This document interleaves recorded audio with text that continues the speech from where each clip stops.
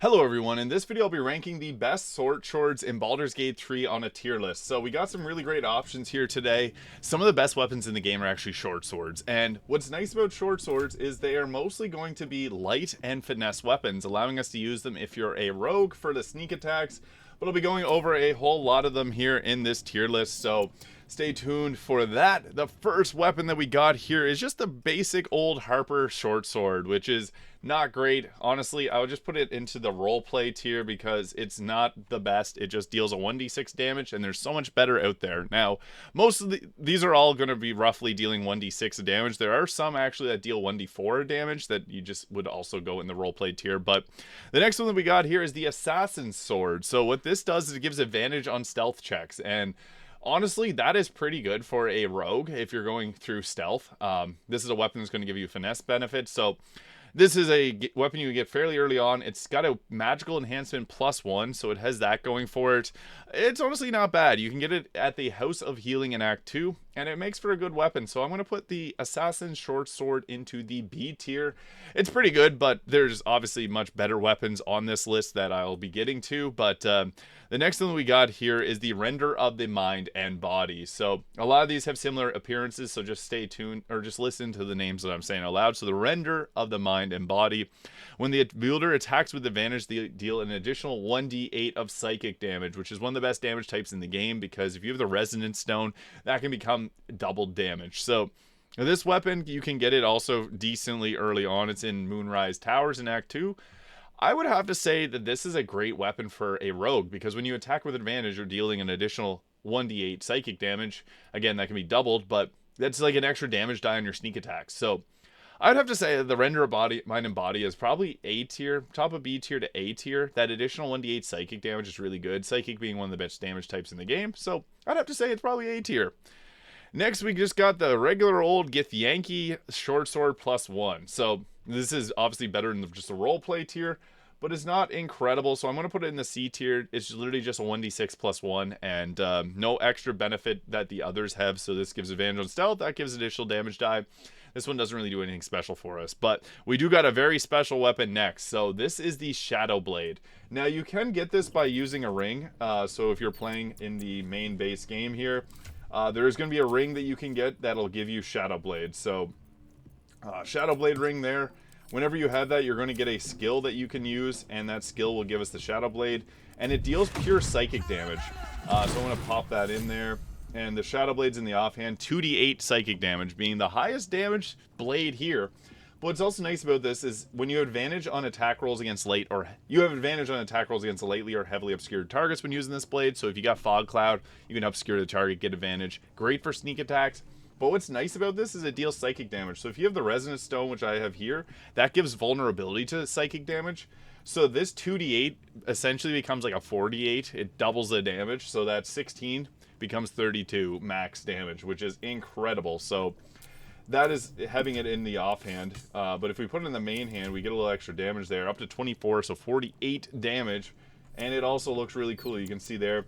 If you have C invisibility, you can see the blade a little bit better. But what's nice about the Shadow Blade is you can actually get it. Permanently if you give it to a hireling, make them summon in the weapon, and then dismiss them, and then reassign them to your team. They will have the Shadow Blade there. 2d8 of psychic damage. This is easily S tier. This Shadow Blade is incredible, such a powerful weapon, and one that you definitely want to have if you're playing through this game. It goes great on a rogue because they will get their sneak attacks, which will also deal the psychic damage. Hunter's Mark will deal extra psychic damage. This is an incredible weapon, and giving advantage on attack rolls against creatures that are obscured is really great, because then you can just deal your sneak attacks. So easy S tier weapon. The Shadow Blade is probably one of the best weapons in the entire game. Next, we got the Knife of the Undermountain King. So this is a +2 enhancement, 1d6 +2.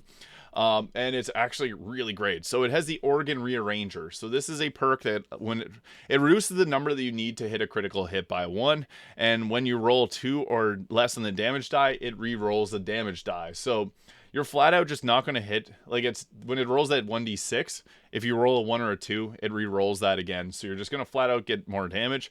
In addition, it also has advantage on attack rolls against lightly or heavily obscured targets. The same as the Shadow Blade, it also has the Shadow Blade benefits. So I did have that equipped here, but what that looks like is the Shadow Blade. So you see there, it has the Shadow Blade benefit there. So the Organ Rearranger plus Shadow Blade, advantage on attack rolls. So both of these have Shadow Blade. Obviously, that's really good. So I'm going to have to say that the Knife of the Undermountain King is definitely another S tier choice. Giving you a higher critical hit chance is one awesome thing, but also getting advantage on attacks against obscured targets, also incredible. So that is an easy S tier. Super powerful. But next we got ourselves the Baneful. Or no, this is the Flesh Render. This is the Baneful over here. So the Flesh Render, what this does is it gives you the Part the Flesh skill. So thrust forward with a diabolical precision and possibly stymieing your opponent's ability to heal. So this can deals 1d6 plus 2 damage and can possibly, or the weapon art stops the target from healing. You can get this pretty late in the game. You have to accept Baal, so that's the only really downside is you can only get this on an evil playthrough. But stopping the target from healing can make some boss fights really a lot better, especially like Cazador in Act 3. I'd have to say this is A tier. It's a really good weapon. Being able to stop the target from healing is huge, but you can only get it on an evil playthrough, so that is one thing about it. But next we got a couple swords that are really cool. So there's Sword of Life Stealing, and this is the short sword plus 2. So this just has the 1d6 plus 2. It's okay. It looks cool for a sword, but it's a little bit better than the Gith Yankee short sword, but it has just the plus 2. Not amazing, but I'm going to put it in the B tier because the plus 2 weapon enhancement is just quite solid. Getting that additional hit chance is very underrated. So yeah, we'll put it there. Next we got, actually I might save the Crimson Mischief for a little later, but we'll go back to some of these other swords here. So this is the Sword of the First Blood. So this deals an additional 1d8 piercing damage against targets that still have all their health points. So again, any extra damage die is extremely useful. And this is a good weapon to just go around hitting people with to proc that additional piercing damage. If you got the Ballast Armor as well, you're going to be dealing extra double damage. So that 1d8 becomes like a 2d8. This is a top of the B tier sword, I would say. It's just not, I wouldn't say it's like A tier. It is a pretty good one overall, and at the point in the game where you get it, it's literally in Act 1, so it could go A tier for how early you get it and the benefits that it brings, because every encounter is going to have someone with full health, so you can use this in pretty much every encounter. So yeah, I'll say it's A tier. It's a good one. It's a good one overall. Next, we got the Steel Forged Sword, 1d6 plus 1. Literally the same as the Gith Yankee sword, just looks like the other one, so not that great. Nothing really big about it there, so I can't put it too high. But we do have next the Sword of Life Stealing. So this is a good one. It has the Life Stealing critical, so I guess I can show you guys that on here. The Sword of Life Stealing. So on critical hit, the target takes an additional 10 necrotic damage as long as it isn't a construct or undead, and you also gain 10 temporary health points. So two big benefits there, dealing the necrotic damage and giving yourself extra health. The Sword of Life Healing is a really good sword, in all honesty. And it also looks really cool, too. So, I guess I'll go back in and show you guys what it looks like. But, yeah, you can see there, it's got that nice, like, mithril look to it. It's a nice looking sword overall. So, I have to say, this is one that I do like quite a bit. And, I think it's a solid option. So, definitely S tier for the healing. 10 temporary health is really great to have on anyone. But also dealing additional 10 necrotic damage is awesome. So, crit fishing builds, this is the weapon to go to. Definitely pairs well with the Knife of the Undermountain King as well. So these two are best friends. Next, we got ourselves the Ambusher. So this is a pretty solid sword. It gives a +1 to initiative rolls and advantage on perception ability checks. +1 to initiative's huge. Initiative's rolled at the start of combat. It doesn't change, so you can equip this, and not that you'd want to switch it out, but anything that increases initiative is really good in my books.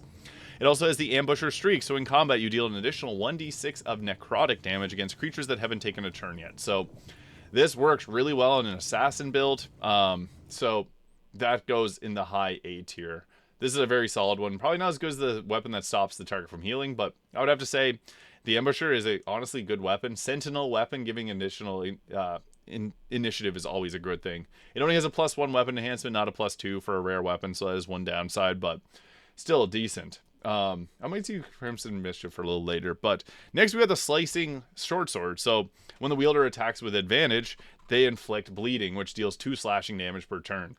This is okay. Attacking with advantage is actually pretty easy to get. A lot of these swords will give you advantage, like the Shadow Blade, but I'd have to say it's probably about a B tier weapon. It only has a +1 enhancement, so it's not even as buffed up as some of the other, like this +2 sword.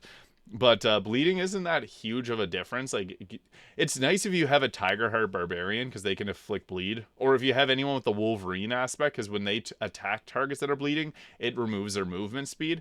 But I would have to say this is probably about B tier, just not as effective as some of the other weapons on here. So yeah, slicing sword, just okay.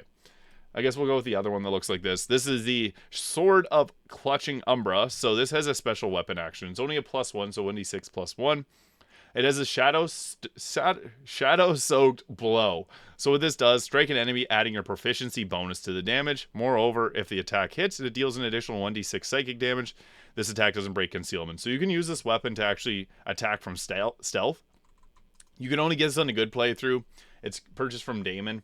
I would have to say this is an A tier weapon, top of the A tier, because that deals your proficiency bonus as damage, so +4 damage. That's huge.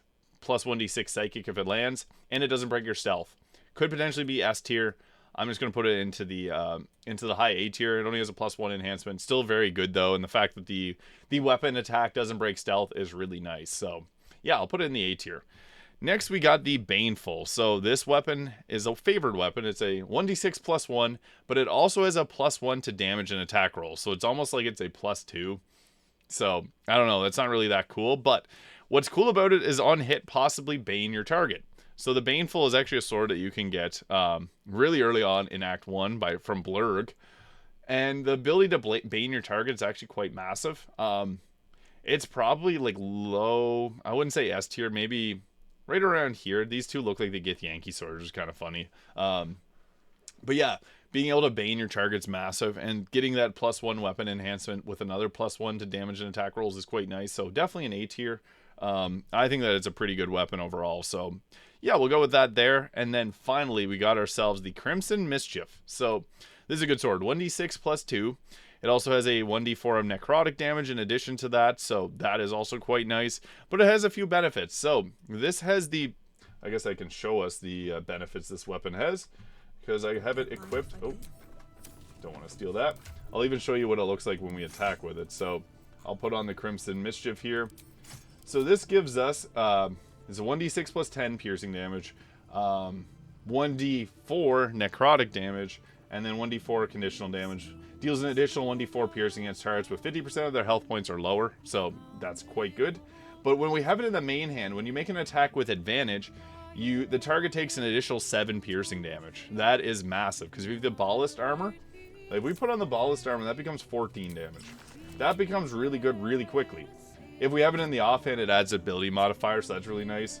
But we can even just go with that and the Blade of the First Blood in the offhand, because that'll give you a +1 critical hit chance. Or +1 to...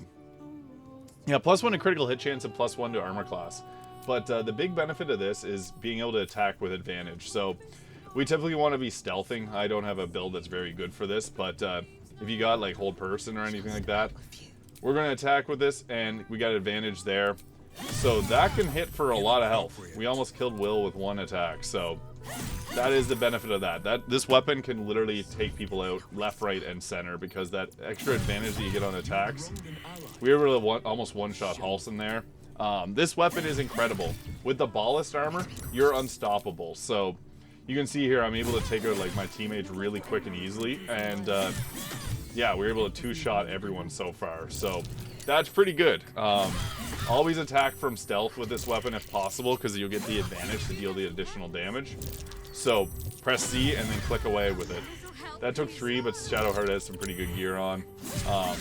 But yeah, this weapon is incredibly powerful, and having the Shadow Blade in the offhand with the Psychic weakness, this applies the weakness and we deal a ton of damage, and we are really good at getting critical hits. So yeah, the Crimson Mischief is an incredible weapon, and I would have to say that it is probably the best in this list, because it just provides so many benefits. It can deal a ton of damage, and yeah, it's a legendary weapon, so that just makes sense. But there are the best short swords ranked in Baldur's Gate 3 on a tier list. Let me know your thoughts in the comments below. I'm always curious to hear what other people think of this. And yeah, if you found this video useful, please hit the subscribe button below. Thank you so much for watching. I hope you have an awesome day, and we'll see you all in the next video.